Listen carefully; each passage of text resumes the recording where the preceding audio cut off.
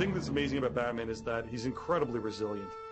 He's a character that was introduced in the late 1930s, early 1940s, and a bit of a violent character, even to the point that in the original Batman, he was carrying a gun. Bill Finger told me and many other people that his influence was the Shadow, Zorro, the pulp detectives, as opposed to Buck Rogers and the various superpowered characters. He was the superhero who wasn't defined by a particular incredible power, and he was the masked Avenger who was really sort of more than human in some very special way. What I always liked about the character is he's a self-made man, and he's a guy who has made lemonade out of lemons. This awful thing happened to him when he was 8, 9, or 10 years old, depending on which version you read. And he is allowing that to shape his world. The core to the character is always true. It's the orphan looking for the revenge of the loss of his parents. It's the one thing that remains consistent in every interpretation. And I think it remains consistent today, and more importantly, it's one of the most important themes of the films that you're seeing right now. Part of what you want to do in any project with any character that's been around as long as Batman is you want to explore anything that hasn't been done before that creatively can make sense. Batman Gotham Knight consists of 6 interlocking stories, each from a revered animation director, and will be the next DC Universe animated movie. It's a way to take Batman and investigate a whole new medium in which he really hasn't played in. We had such a great tradition of Batman in animation, but we never had the opportunity to turn to the great anime directors, do something experimental. By creating an animated film leading into the big live-action movie is something that enhances the overall experience for the character. The growing love of the Japanese anime tradition in the last decade really gave us a perfect opportunity for that. The unique thing about Batman amongst American superheroes and amongst the entire American superhero genre is that he's the one I think is the most easily adaptable to an anime sensibility. The Japanese superhero genre is really radically different than the American superhero genre. Their heroes have a tendency to be more what we would call probably anti-heroes. But Batman, by the nature of the fact that he's a darker character and that he's just a human being, that he doesn't have superpowers of any kind, that's much more in line with what, you know, the typical Japanese anime hero is all about. In anime, there's a sense of destiny for a lot of the characters, and there is that sense of expression and that sense of emotion. When you're collaborating across cultural styles, the ideal you start out with is how to tell story in a way that makes the best use of both of your traditions.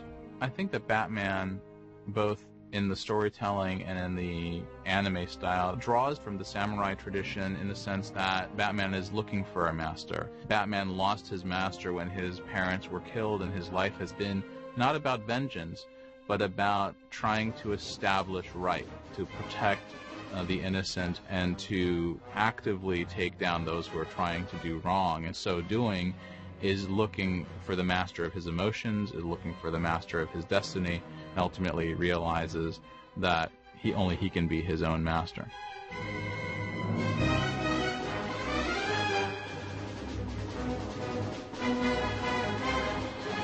In Japanese terms, he's almost the Toshiro Mifune type character, you know, who's always really, you know he's going to, burst into action at the drop of a hat, but, for the most part, he's very, very still and very, very calm, and, always quietly judging the situations. Looking at the Western tradition of storytelling, Batman really represents and is evocative of a couple of different heroic traditions, whether it's the tradition of the investigator, of the detective, or the tradition of the cowboy, the man with no name, the lone wanderer in a situation, taking it upon himself to save the day. But he is absolutely the Dark Knight. He is the cowboy. He is the one that people turn to when they have no hope. Walks in, on his horse, and ultimately has to bring law and order to the Wild West. A little bit of what's going on if you play Gotham City as the Wild West. The idea of the vigilante as a positive figure. No one was going to restore law and order if they didn't take it into their own hands. Every story has essentially been a character solving a problem. And it's much more interesting to watch a character actually solve a problem than to just be stronger than the other guy. What we tried to do with this project was to really create a storyline that would be flexible enough that it would have those detective elements, the concept of improbable wisdom. That element provides sort of an anchor for Batman's otherwise outrageous intelligence. It makes it seem more realistic because we're culturally adjusted to the idea that a detective can do that. But at the same time, the interactions for the characters were loose enough that it would allow the directors who were going to come to this from the anime side to tell the story in a fashion completely unlike a Western animator would, and to bring to it those emotional dimensions and those visual elements of combat. One thing that you see in anime and even manga comics is exaggeration. Exaggeration of emotions, exaggerations of facial expressions, stretching what seems the realms of reality of how people react or even look in regards to extreme situations. The characters are extremely expressionistic. You think of Edward Munch's Scream with exaggerated features and exaggerated body language. Looking at manga characters or anime characters reacting to Batman entering a room, one of the things that we like to build is a sense of fear and awe when Batman walks in. Batman fits this stronger than most of our other characters because he can handle the interpretations better than someone else. One of the things that we really wanted to rely on the Japanese to bring to the project was not just the look of Batman himself, but the look of Gotham City. That's one of the most impressive things about anime is their art direction, the way they create entire worlds that are just, amazing to look at. Most of his adventures take place at night, which, I think can be fun for artists to play with in terms of what kind of images you're trying to evoke, what kinds of cityscapes, etc. Along with Batman, it's not just about animating the character, but Gotham City itself is a character in his world. Gotham City's a scary place. Anything that can go wrong has gone wrong and is wandering the streets ready to bite your head off. Villains have always been interesting to us. Deadshot's one of the characters that is Batman gone horribly wrong.